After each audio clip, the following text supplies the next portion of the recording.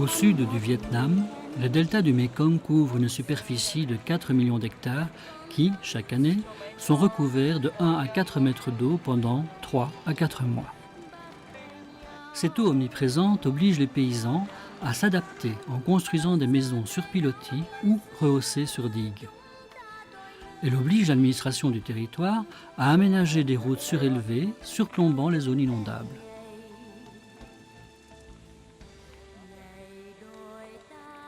Mais ces paysans ont aussi compris que l'eau favorise les productions agricoles et aquacoles et ont d'emblée développé l'intégration agro-piscicole telle que rizipisciculture, rizi-palaé-monoculture,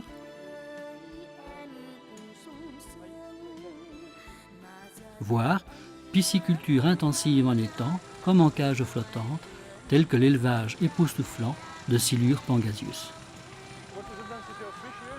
La tactique des paysans, initiateurs depuis longtemps du développement durable, est de vivre avec l'eau et d'en tirer un parti maximum via la production de riz irrigué ou flottant, combiné à la promotion de la pêche et de l'aquaculture.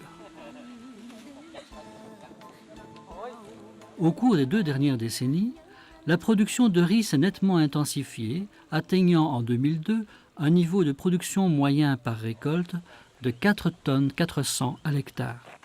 Chaque année, le même problème se pose.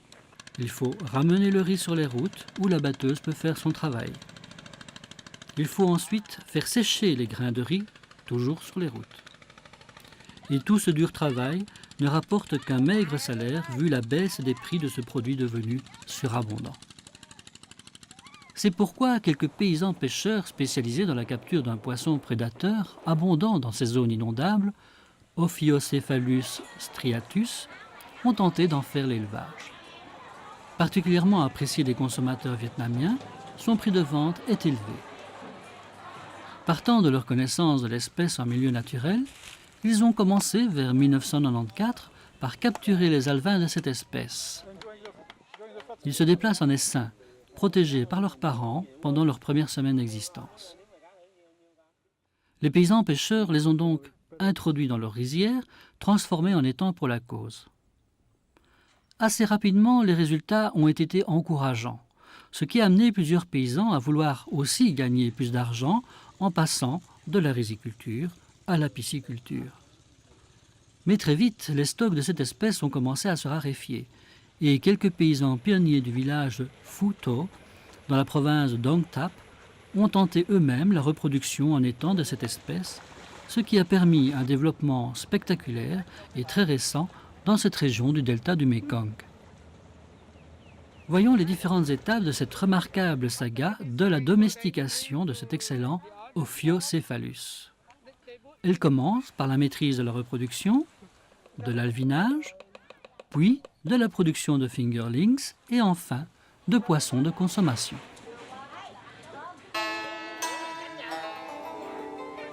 La reproduction des géniteurs se fait naturellement dans des étangs de 4 à 6 arts aménagés très simplement pour la cause.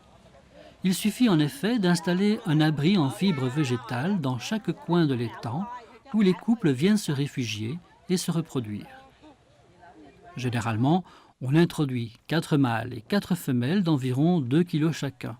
Les mâles ont une tête plus allongée que les femelles, à tête plus large et plus trapue. Vu la température élevée, les œufs pondus dans le nid éclosent rapidement.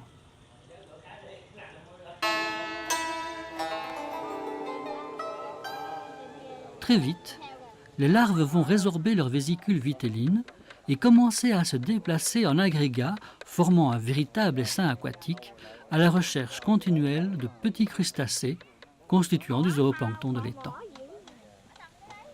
Comme la production zooplanctonique naturelle de l'étang est insuffisante pour cette quantité d'alevins, les pisciculteurs et leurs enfants vont soigner ces jeunes alevins en leur apportant plusieurs fois par jour du zooplancton, petit cladocère moina, récolté dans les mares fertiles environnantes.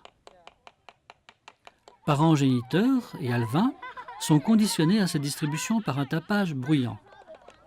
On voit ainsi les géniteurs pousser leur essaim d'alevins vers le pisciculteur qui leur annonce la distribution d'une ration supplémentaire de zooplancton particulièrement appréciée.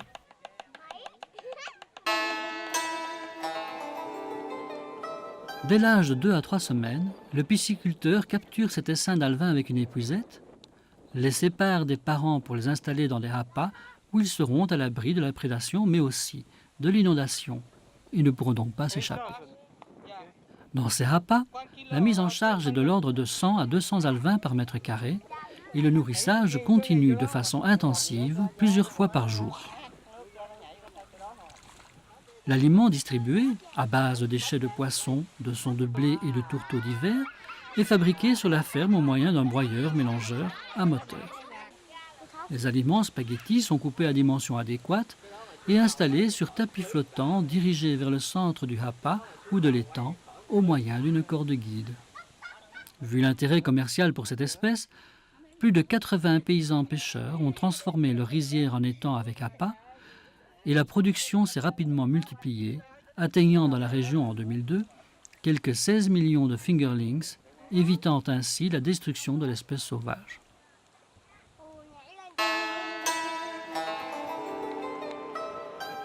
Certains pisciculteurs se sont ensuite spécialisés sur la production de poissons de consommation. Ainsi, M. Lai, du village de Futo, a transformé ses 2 champs de riz en bordure d'un canal en 2 étangs profonds de 1,50 m à 2 m, dont l'eau peut être renouvelée quotidiennement par simple gravité. La mise en charge en fingerling de 5 à 10 grammes est de 50 à 60 individus par mètre carré. Les fingerlings sont alimentés de déchets de poissons de mer ou d'eau douce qui arrivent surgelés par bateau.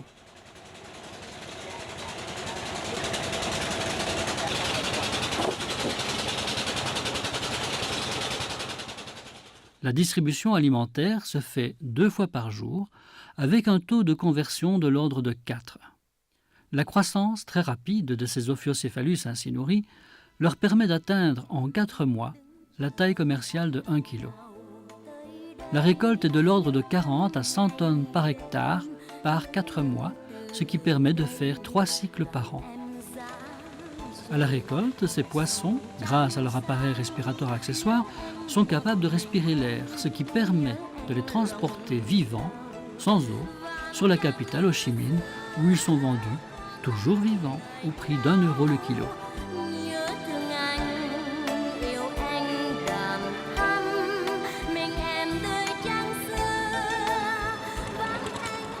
Cette domestication rapide et spectaculaire d'une espèce de poisson sauvage réalisée par les paysans pêcheurs vietnamiens du delta du Mekong démontre la capacité du monde rural à assurer son propre développement durable, pour autant que les conditions économiques leur permettent d'améliorer le revenu et donc leur bien-être, comme le démontre la nouvelle belle maison de M. Lai du village de Futo, où il reçoit chaque année les étudiants de la section aquaculture de l'université de Kanto pour leur expliquer son succès aquacole.